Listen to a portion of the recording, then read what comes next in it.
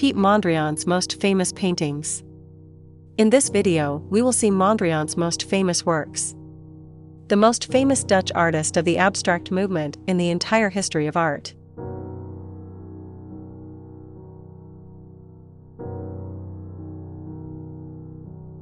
Composition in red, yellow and blue. Artwork by Piet Mondrian from the year 1921. Mondrian was the typical Dutchman: landscapes, windmills, light. But he arrived in Paris and suddenly discovered the beauty of the straight line and primary colors. And that is precisely what this work is: straight lines and primary colors. Very tidy, everything to try to represent his ideas about theosophy and the harmonic order of the universe. Abstract like Kandinsky, he was not at all as chaotic as him. His paintings were pure geometry that in the end had to be called in a new way, Neoplasticism, influenced by abstraction and the Bauhaus. His famous linear compositions, so criticized by many, were for the artist almost sacred forms. The horizontal and the vertical represent the opposite poles of existence, the spiritual and the material, the masculine and the feminine, the positive and the negative. Their union, wrote Mondrian himself, is happiness. Something so simple in form turned out to be extremely complex in concept, and that is what Mondrian would paint until the day he died. Even when his neoplasticist colleague van Doesburg used the diagonal board with so many lines above and to the sides, an offended Mondrian would definitively separate himself from the group for such sacrilege.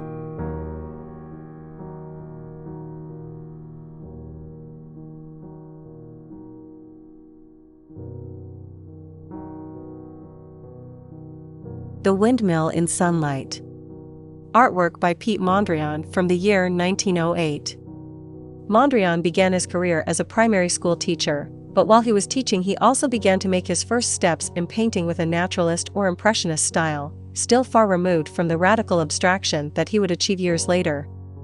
These landscapes that he painted in his first years as an artist were pastoral pictures of his native Holland, and of course in this country the famous windmills cannot be missing. The artist painted numerous landscapes with windmills, and over time it is seen that he begins to search for his own personal style. Trying out disparate styles, he almost got into fauvism, as we see in this painting of a red windmill, saturated with warm color to express the warmth of the Sun King. It is clearly seen here that Mondrian begins to be interested in primary colors and almost goes beyond landscape to focus only on the most elemental forms. The critics did not understand his work very well. One only saw a blood mill against a yellow sky pockmarked like Swiss cheese. Some even see in this work a manifestation of a psychiatric illness. Mondrian simply wanted to search for the essence, a search that would later lead to the extreme. It was only intended to show the bright sunlight at sunset, and it certainly succeeds.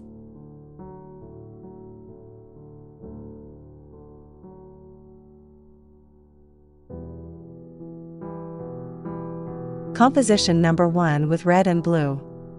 Artwork by Piet Mondrian from the year 1931.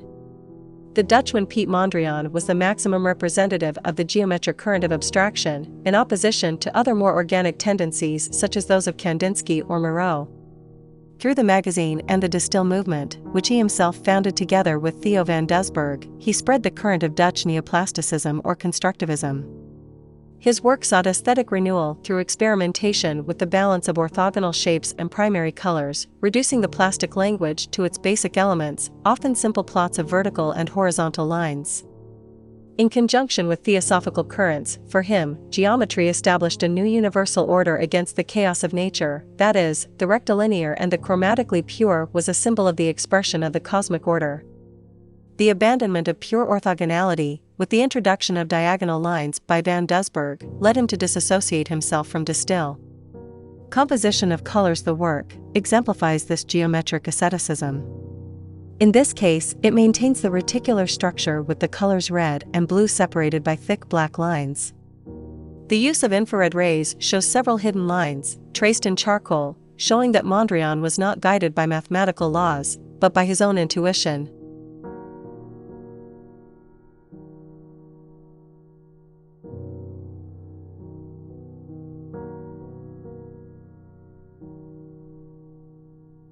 Woods near Ole.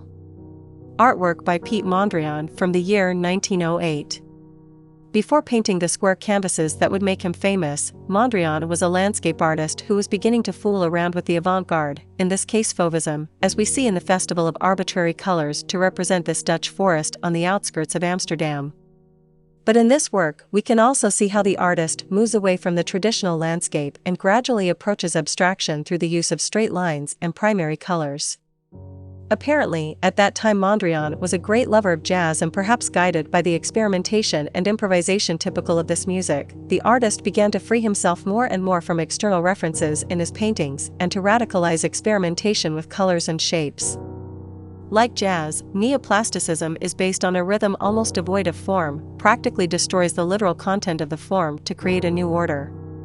Let us remember that in the Europe of the time this new order was being forged with the latest political, social, cultural and, of course, artistic ideas. In Russia, Malevich began with his suprematism, Kandinsky would begin to work on pictorial abstraction, and Mondrian somehow brought these two revolutionary movements together to work on his neoplasticism.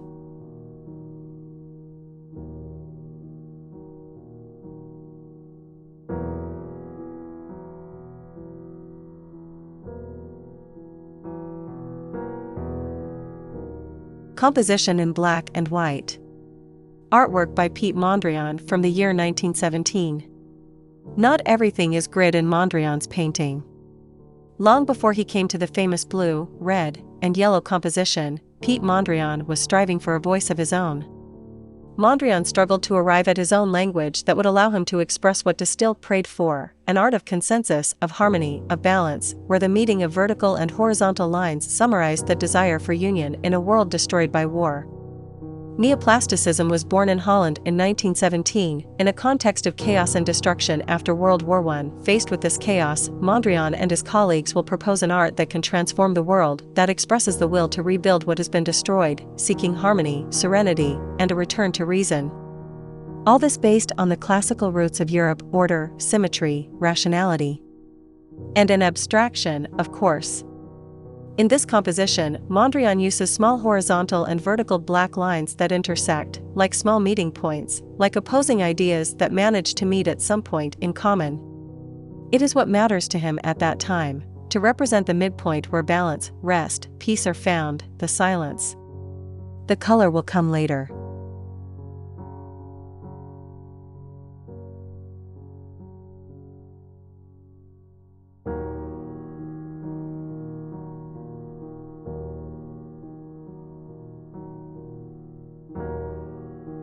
Apples, gingerbread jar and duck on the rim.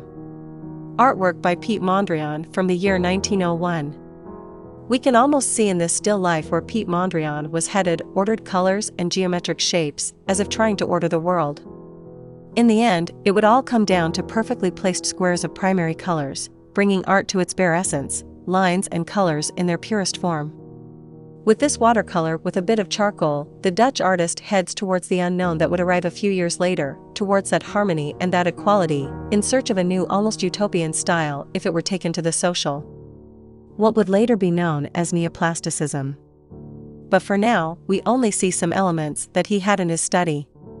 Realistic and brilliant, these objects are placed in space with an artificial order that perfectly explains what each material is made of, the feel of each texture, where the light comes from. We could look for symbolism for those 5 apples, or that standing plate, or that empty jar, but honestly, I highly doubt that's relevant. This little watercolor is almost an experiment.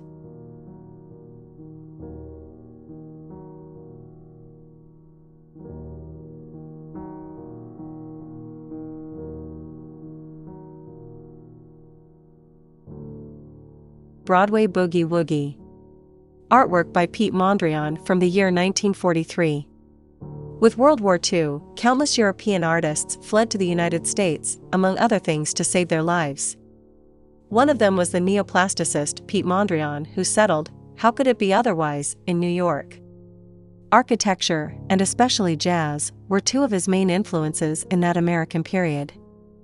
Above all, he liked a style of blues that was very fashionable at the time, boogie woogie, with that syncopated rhythm, irreverence in the melody and based on improvisation, more or less like his pictorial work.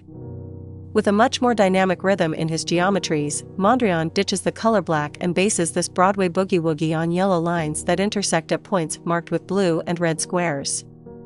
A movement that suggests the city with its blinking electric lights, or a skyscraper with its elevators, or perhaps the movement of traffic, and if we get anachronistic, the pixels of a video game or the pieces of a colorful assembled toy.